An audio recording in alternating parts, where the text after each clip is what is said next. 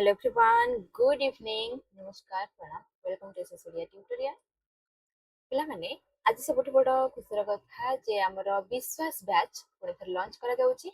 विश्वास बैच समस्ते जानिथिबे विश्वास बैच होची आमर यूजीसी नेट रो पिलामानक पई। ताहले ए जो यूजीसी नेट जेआरएफ क्रैक करबा पई पिलामाने डिसेंबर सेशन पई प्रस्तुत हेबा पई चाहूछंती काहे कि ना जून सेशन परीक्षा तो सरी जाईची। ए विश्वास बैच 6.0 एथिरे आपण माने डिसेंबर 2026 सेशन पई पिला माने प्रिपरेशन करि परबे जहा कि आज ठारो एहार एडमिशन आरंभ करा जाउछि। ताले विश्वास बैच रे कोन रहिछि केउ माने अप्लाई करि परिबे ताले पिला माने जे माने हमर पोस्ट ग्रेजुएट करूछंती सेमानकर प्रथम सेमेस्टर सरिलानी द्वितीय सेमेस्टर सरिलानी सेमाने ही परीक्षा देइ परिबे।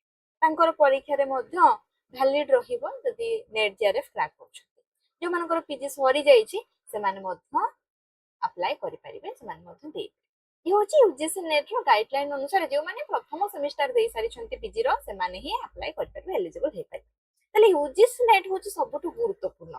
देखंतु हमर जे कोनोसी बाहरु असिस्टेंट प्रोफेसर बाहरु नहले लेक्चरशिप आसु सेथिरे यूजीसी नेट जदि क्वालिफाई करछंती 10.8 होची।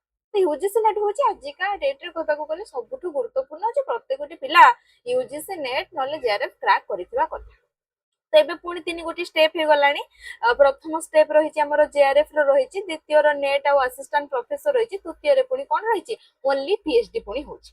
तले ओनली पीएचडी हला बेलको आपण पीएचडी पे अप्लाई कर परछन्ते सीधा सळग भाबरे एलिजिबल हे परछन्ते ना इंटरव्यू को फेस करबे। तले ए जो यूजीसी नेट रो प्रिपरेशन को 6 मास रो तार कोर्स है वर्ष को दी थर बाहर पिला माने समस्त जानि छन्ते गोटे जून सेशन आ गोटे डिसेंबर सेशन। तले एबे ठारु ही प्रिपरेशन आरंभ कले तार सिलेबस देखंतु बहुत गुडे सिलेबस रहिछि।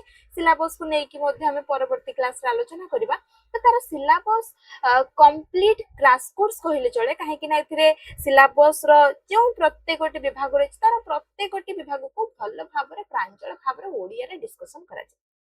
ताले यूजीसी नेट रो दुई गोटी पेपर रहिछि पिला माने पेपर 1 रहिछि 50 गोटी सेथिरे प्रश्न दिया जाय थाए आ पेपर 2 रहिछि जहा कि 100 गोटी प्रश्न ये होछि हमरो 100 मार्क रहइबो काहे ना दुई दुई गोटी मार्क रहिछि आ 100 गोटी जो प्रश्न रहिछि 200 मार्क।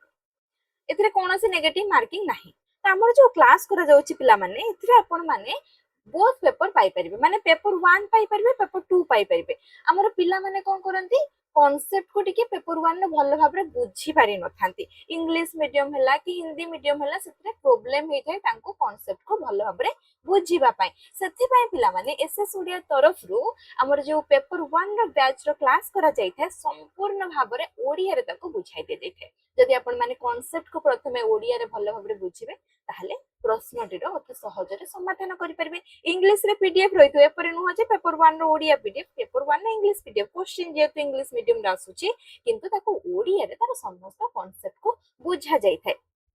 तो सेथिरे आपण मानकु परीक्षा रे उत्तर कला बेलको सहज।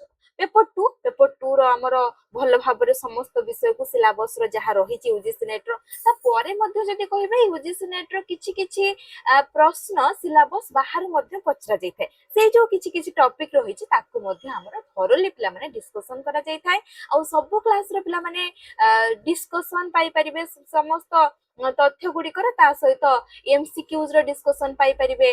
रेकॉर्डिंग क्लास देखंतु सब क्लास गुडी को थरे देखि देले तो हबनी पुणी थरे बारंबार देखिबा पई पड़ी थाए जहा फल रिवीजन करिबा पई नहले गोटे दिन आपण क्लास मिस कर देले से क्लास टी देखि पालेनी कि पर देखिबे सेति पई प्रत्येक क्लास रो पिला माने रेकॉर्डिंग मध्ये हमरो प्रोवाइड करा जाउछि। ता सहित हमरो पीडीएफ दिया जाउछि। पीडीएफ मध्ये प्रोवाइड करा जाउछि। पेपर 1 रो पिला माने टाइप रो पीडीएफ रहिछि पेपर 2 रे हैंड रिटन पीडीएफ प्रोवाइड करा जाउछि। हमरो वीकली टेस्ट मध्य करा जाय थे वीकली टेस्ट पाई परिबे। यूनिट गोटे यूनिट सरी गला पर यूनिट टेस्ट मध्य करा जाउछि आ परिशेष को वीएसटी करा जाउछि। वेरी सिमिलर टेस्ट एपर भाबरे परीक्षा रे प्रश्न गुडी को पचरा जाउछि सेही परि भाबरे वीएसटी करा जाउछि। ए समस्त सुविधा आपण पाई परिबे माने डिस्कशन क्लास थरोली कांसेप्ट को आपण बुझी पारिले तापरे आपण से टॉपिक रो एमसीक्यू जेतबेले क्लास करा जाय ता संपर्क रे भी डिस्कशन करा जाय थे तापरे आपण सब क्लास रो रेकॉर्डिंग पाई परिबे। पीडीएफ मटेरियल पाई परले भलो भाबरे पढिबा पई सुविधा हो। जहाँ भी तथ्य गुडी को दिया पिला माने और किछि आपन को बही देखिबा आवश्यकता नाही। संपूर्ण सिलेबस को कंप्लीट करा जिवो डिसेंबर सेशन पर्यंत जेहेतु रहिछि ତା ପୂର୍ବରୁ ମଧ୍ୟ କୋର୍ସ ସରିଯିବ ଆପଣମାନଙ୍କୁ ରିଭିଜନ କରିବା ପାଇଁ ମଧ୍ୟ ସମୟ ମିଳିପାରିବ। ଆଉ ଆମର ବେଷ୍ଟ ଫ୍ୟାକଲ୍ଟି ମଧ୍ୟ ଅଛନ୍ତି ପେପର ୱାନ୍ ଯିଏକି ଭଲ ଭାବରେ ପ୍ରାଞ୍ଜଳ ଭାବରେ ଓଡ଼ିଆରେ ସମ୍ପୂର୍ଣ୍ଣ କନସେପ୍ଟକୁ ବୁଝାଉଛନ୍ତି। ତାହେଲେ ୟୁଜିସି ନେଟ୍ର ଆମର ଯଦି କହିବା ତାର ଯୋଉ ରହିଛି କ୍ଲାସର ଗୁଗୁଲ ମିଟ୍ରେ କ୍ଲାସ କରାଯାଇଥାଏ। ଗୁଗୁଲ ମିଟ୍ରେ ପିଲାମାନେ କ୍ଲାସ କରାଯାଇଥାଏ, ସନ୍ଧ୍ୟା ସମୟରେ କ୍ଲାସ କରାଯାଇଥାଏ, କାହିଁକି ନା କଲେଜ ରହୁଛି ପିଲାଙ୍କର, କୋଉ ପିଲାମାନେ ଚାକିରି କରିଛନ୍ତି, ଏପରି ଭାବରେ ଦିନ ବେଳା କ୍ଲାସ କରାଯାଏନି, ସେମାନେ କ୍ଲାସ ସଠିକ ସମୟରେ ଯୋଗ ଦେଇପାରିବେନି ବୋଲି ସେଥିପାଇଁ ସନ୍ଧ୍ୟା ସମୟ ହଉଛି ସମସ୍ତଙ୍କ ପାଇଁ ସୁଇଟେବୁଲ। ସେଥିପାଇଁ ସନ୍ଧ୍ୟା ସମୟରେ ହିଁ ଗୁଗୁଲ ମିଟ୍ରେ ସୋମବାରରୁ ଶନିବାର ପର୍ଯ୍ୟନ୍ତ କ୍ଲାସ କରାଯାଏ। ରବିବାର ଦିନ ହଉଛି ଆମର କଣ, ରବିବାର ଦିନ ଟେଷ୍ଟ ପାଇଁ ରହିଛି, ପିଲା ନିଜେ ପଢିବ ଆଉ ଟେଷ୍ଟ ଦେବା ପାଇଁ ରହିଛି। ତାହେଲେ ଆମର ଏଇ ଯୋଉ କମ୍ପ୍ଲିଟ କ୍ରାଶ କୋର୍ସଟି ରହିଛି ୟୁଜିସି ନେଟ୍ର, ତାର ଯଦି ଆମେ ପ୍ରାଇସ୍ କଥା କହିବା, ପେପର ୱାନ୍ ର ପିଲାମାନେ ପ୍ରାଇସ୍ ରହିଛି 3,999 ରହିଛି, କିନ୍ତୁ ଏହା ସଠିକ ପ୍ରାଇସ୍ ନୁହଁ। ଆମର ଯୋଉ ମୂଳ ପ୍ରାଇସ୍ ରହିଛି, ମୂଳ ପ୍ରାଇସ୍ ହଉଛି କୋର୍ସର 8,500, କିନ୍ତୁ ତାକୁ ଡିସକାଉଣ୍ଟ କରାଯାଇଛି ପିଲାମାନେ, କିଛି ସମୟ ପାଇଁ ଡିସକାଉଣ୍ଟ ରଖାଯାଇଛି। ଡିସକାଉଣ୍ଟ ଅନୁସାରେ କହିଲେ 3,999 ଆସିବ। ସେହିପରି ଭାବରେ ଯଦି ଆମେ ପେପର ଟୁ ର କଥା କହିବା, କୋର୍ସର ପ୍ରାଇସ୍ ଅରିଜିନାଲ ପ୍ରାଇସ୍ 8,000 ଅଛି, କିନ୍ତୁ ଡିସକାଉଣ୍ଟ ରଖାଯାଇଛି 3,499, ଡିସକାଉଣ୍ଟ କରାଯାଇଛି ପିଲାମାନେ, କିଛି ସମୟ ପାଇଁ ଡିସକାଉଣ୍ଟ କରାଯାଇଛି। ଆପଣମାନେ ଯଦି ବୋଥ ପେପର ନେଉଛନ୍ତି ତାହେଲେ ମଧ୍ୟ ଏଥିରେ ଆହୁରି 500 ଟଙ୍କାର ଡିସକାଉଣ୍ଟ ପାଇପାରିବେ, 6,999। 6 ମାସର କୋର୍ସ ଭ୍ୟାଲିଡିଟି ପିଲାମାନେ, 6 ମନ୍ଥର କୋର୍ସ ରହିଛି, ଯେଉଁଥିରେ କି ସମ୍ପୂର୍ଣ୍ଣ ତଥ୍ୟ ଗୁଡିକ ଆପଣ ଏଥିରେ ପାଇପାରିବେ। ଆପଣମାନଙ୍କୁ କୌଣସି ବହି ଦେଖିବା ମଧ୍ୟ ଆବଶ୍ୟକ ନାହିଁ, ସଫିସିଏଣ୍ଟ ପିଲାମାନେ ତଥ୍ୟ ଗୁଡିକ ପ୍ରଦାନ କରାଯାଏ। ତାହେଲେ ୟୁଜିସି ନେଟ୍ ପାଇଁ କିପରି ଜଏନ୍ କରିବେ, ଆପଣ ମାନଙ୍କର ଯୋଉ ଯଦି ସାଙ୍ଗସାଥି ମାନେ ଅଲଗା ସବଜେକ୍ଟରେ ଅଛନ୍ତି, ସେମାନେ ମଧ୍ୟ କେବଳ ପେପର ୱାନ୍ ନେଇପାରିବେ ପିଲାମାନେ, ଯାହାକି ତାଙ୍କୁ 3,999 ପଡିବ। ଆଉ ଆପଣ ମାନେ ଓଡିଆ ପେପର ଆମର କେବଳ ପେପର ଟୁ ର କ୍ଲାସ କରାଯାଇଥାଏ 3,499, ବୋଥ ପେପର ପରଚେଜ କଲେ 6,999 ପଡୁଛି। ତାହେଲେ ପିଲାମାନେ ଏଠି ଆଉ ଗୋଟେ ବଡ ଗୁରୁତ୍ୱପୂର୍ଣ୍ଣ ପ୍ରସଙ୍ଗଟି ରହିଛି, କିପରି ଭାବରେ ଆପଣ ମାନେ ଜଏନ୍ କରିବେ। ତାହେଲେ ଜଏନ୍ କରିବା ପାଇଁ ଯେଉଁ ପ୍ରକ୍ରିୟାଟି ରହିଛି, ଆମର ଡେସ୍କ୍ରିପସନରେ, ଭିଡିଓର ଡେସ୍କ୍ରିପସନରେ କଣ ଦିଆଯାଇଛି ନା ଗୋଟେ ରେଜିଷ୍ଟ୍ରେସନ ଫର୍ମର ଲିଙ୍କ ଦିଆଯାଇଛି। ସେ ରେଜିଷ୍ଟ୍ରେସନ ଫର୍ମର ଲିଙ୍କରେ ଆପଣ ମାନେ କ୍ଲିକ୍ କରିବେ, ସେଥିରେ ଦିଆଯାଇଥିବା ସମସ୍ତ ତଥ୍ୟ ଗୁଡ଼ିକୁ ଫିଲ୍ଅପ୍ କରିବେ, ସେଥିରେ ପେମେଣ୍ଟର ଅପସନ ମଧ୍ୟ ରହିଛି। ତାପରେ ପେମେଣ୍ଟ କରିସାରିଲା ପରେ ସେ ଫର୍ମଟିକୁ ସବମିଟ୍ କରିବେ, ସବମିଟ୍ କଲା ପରେ ଆମର ହ୍ୱାଟ୍ସଆପ୍ ଗ୍ରୁପରେ ଜଏନ୍ ହେଇପାରିବେ। ଯଦି ଆପଣ ମାନଙ୍କର କାହାର କିଛି କ୍ୱାରିଜ ରହିଯାଉଛି, ତାହେଲେ ଡେସ୍କ୍ରିପସନରେ ଆମର ସମସ୍ତ ସୋସିଆଲ ମିଡିଆ ପ୍ଲାଟଫର୍ମର ଲିଙ୍କ ରହିଛି, ସେଥିରେ ମଧ୍ୟ ଆପଣ ମାନେ କ୍ୱାରିଜ କରିପାରିବେ। ନହେଲେ ଆପଣ ଏହି ନମ୍ବରରେ କଣ୍ଟାକ୍ଟ କରିପାରିବେ 9124878401। ଏହା ହଉଛି ଆମର ହ୍ୱାଟ୍ସଆପ୍ ନମ୍ବର, ଏହି ନମ୍ବରରେ ଆପଣ ହ୍ୱାଟ୍ସଆପ୍ କରିପାରିବେ, କଣ୍ଟାକ୍ଟ ମଧ୍ୟ କରିପାରିବେ।